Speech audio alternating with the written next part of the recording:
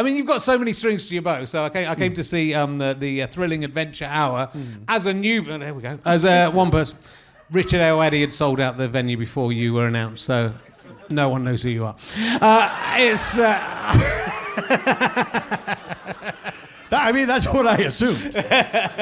But I didn't know what to expect at all with this because I hadn't. I knew lots of the stuff you'd done. I thought I'm a fan of Paul's. Then I thought, I looked through your CV, and went, wow, I haven't seen a lot of this stuff, and B, it's really interesting to be thrown into something that's become like a cult classic. And it was full, very young audience, I thought as well, very female audience. Not what I get. Hello, fellows. Hello, bearded IT nerd. But and you watch it and things are getting laughs and people are getting cheers and you're going, whoa, where's this? But I realised that's the same as me doing 100 episodes of me talking to a puppet and then expecting people to understand what's happening in episode 97. And then eventually, but then you absolutely tune into it and you really get it. So tell us about that, because that's been going for 20 years. Yeah, this is our 20th year doing it. It's a sort of parody of like 1940s radio shows. So we stand there with the scripts in our hands and everything. Now look, I know that sounds like it sucks. It's actually funny. You have to believe me. We started doing it at a little cabaret space in Los Angeles, and it came about because the two guys who created it, whose names are Ben Acker and Ben Blacker. That's insane. They met in a line at college, in a queue at college, and I can't remember who heard the other's name first, but one of their names was called, and then they looked around to see, the other one looked around to see what was going on. And Ben Cacker was going, what the fuck? Because when can I join this gang? That's a dark story what happened to him. So they had this script idea for a space western, and they had a read-through of the script to see how it would sound. And they enjoyed the read-through so much, they're like, why don't we just do this? Fuck the movie. Let's just get these people on stage and do it. And so they came up with more segments, and the one that I am a main cast member of is something called Beyond Belief, which is a sort of Nick and Nora Charles, wealthy socialite New York alcoholic couple who also they deal with problems in the paranormal. Yeah. So ghosts and monsters and demons and stuff like that. And they're just drinking through the whole thing, and it's really a lot of fun. Yeah, I mean it's crazy, and I met one of the Bens. It was either Ben Acker or Ben Blacker. I don't know which one it was. In the interval, and he said that.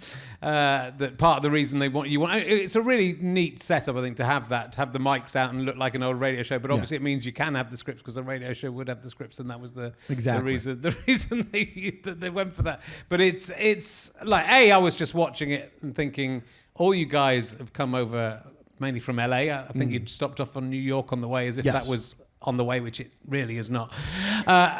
In any sense, it's a huge cast. Yes. And you had a couple of people who were standing in who were like Rose Matafeo and Lawrence Rickard from Ghost, and so there was a bit of that. But it's a big cast and a band. Yes. And it was quite expensive to come to, but even so, you can't have made any money. No. I'm losing money on this.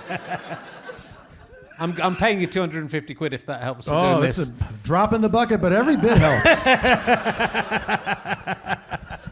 But it's like an A-list cast. Again, you would recognise, if you watch any American TV, everyone in this show is like in significant stars of like the sitcoms you've seen. Truly, it's a great group of people. Yeah, and amazing cast. It's such a nice thing to have known each other and played with each other for such a long time. Yeah. And also to see people's fortunes rise and people getting work, because when we started, we were all, just everybody's plugging away, and to see it actually pay off for some of us, it's really nice.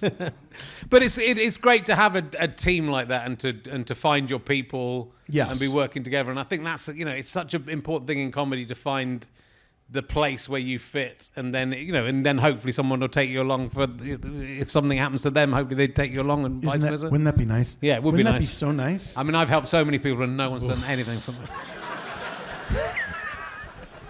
Not a single thing. I've just thought, I'll just be a nice guy. I'll just be a nice guy. We need the nice guys too, Richard. We need them. But no, it's and yeah. Look, it was. I mean, there must be a lot of that audience can't have been born 20 years ago when it's. Let's not talk about that. Did it come through? Did it? It came through as the pod. It came to be. Yes, a podcast, we started podcasting it after a bit. Yeah. And And the staff here said it was like having the Beatles in the foyer afterwards. The people were rushing around. Here's the thing: is that we do have very dedicated fans, and all over the place. We've done shows also in Australia and New Zealand, and we're very surprised that people that far away knew this show and wanted to come out and see it. One of the things you have to acknowledge is that we have a cast member named Paget Brewster, who is a wonderful actress, a dramatic actress, but also so gifted at comedy. She is on a show called Criminal Minds.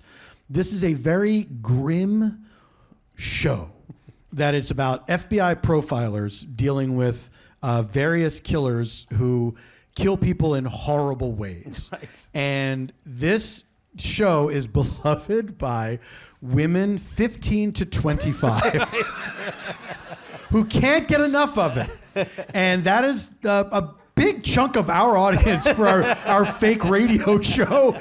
So they love her and they come out to see her again and again. And it's a wonderful thing. Yeah. It's wonderful, but it's certainly that those two worlds are intersecting is not something that I would have predicted. Okay, but it's brilliant to see it. Absolutely, and she is absolutely fantastic. Oh, absolutely. As everyone is, but she's but I could walk out the doors, no problem. I would not. I could make it to the tube on time. It would not be an issue. Well, a lot of the roles you've played a lot of roles, but a lot of them you do lots of different things, but you do a lot of voiceovers. Yes. So probably I think what I would know you best from is BoJack Horseman, which obviously you don't really. You look a bit like a Labrador, but you don't really look like the character in real life. So people aren't going to recognise. Thank you. I appreciate that. But you sound quite like that character. Yes, I do. It's the only voiceover job that I've ever done where I just used my own voice. Yeah. And it's very strange for people when they see me in something else and it clicks where they know my voice from. And then there's always a disappointment. They don't want to know what I look like. They liked it better the other way. That's an extraordinary show, though. I mean, I love that show so much, and there's so much going on. And your character is a very important part of it to balance it up.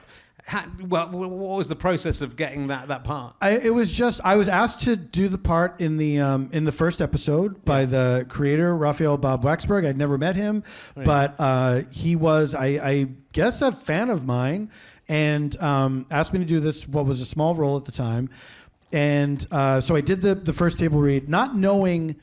When I got the script, I thought, oh, this is a funny sort of grown-up cartoon. And I didn't realize until I think it was the third script where it took a serious dramatic turn, and I was not expecting that. Yeah. And then I thought, I think this is something special. This is neat that I got to do this. And they kept writing me into the show. And then after the first season was recorded, right before it premiered, the producers told me that they had retroactively made me a series regular on the show, so my name would appear in the front, and I was extremely touched by that. I mean, I've never had anything like that happen before or since. But in America, if you're in a hit show like that's that big and that many episodes, that feel. I mean, your career interests me because it's a lot of being in one episode or something, and you kind of think. Which is terrific, but I think in the UK you think, oh well, that might not be that good. But I think in America, that is pretty good, right? If you're in a few shows every year, and then you get to be a regular in a very, very successful syndicated show. That's the dream, is to become a regular. Can you imagine how the Friends feel? When they realize, because even if you get to do a season of a show, just one series. you're not out of the woods. Like, this could be canceled at any moment. And then to be in a position where you do a few and you realize this is a massive hit and we're not going anywhere that is Mount Olympus, you know. But yeah, I'm lucky that even my career, which is to do one episode of something and never be asked back again, I'll take it if the episodes keep happening. Yeah. But the thing that happens to me a lot is I'll appear in a show and then they will always say, "Oh yeah, we got to bring this character back," and it never happens.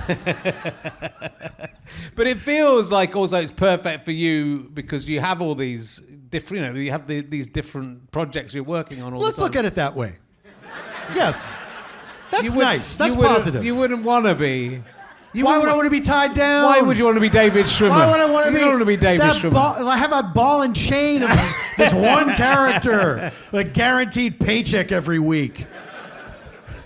It's $1 million an episode. You wouldn't want that. No, I'm too creative. Yeah.